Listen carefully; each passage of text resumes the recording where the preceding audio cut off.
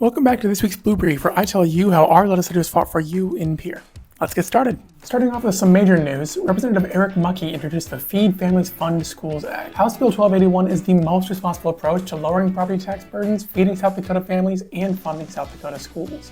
Not only does this bill sustain South Dakota's ability to fund education fairly and meet our target teachers' salaries, it also responsibly funds Medicaid services, builds a competitive state workforce, repeals the grocery tax, and does something the state hasn't done in years: build a fairer tax system. Representative Aaron Healy introduced House Bill 1301, which would limit costs and risks associated with electricity use by data centers. Representative Eric Muckey proposed House Bill 1213, which provides $2.5 million towards keeping teachers in South Dakota.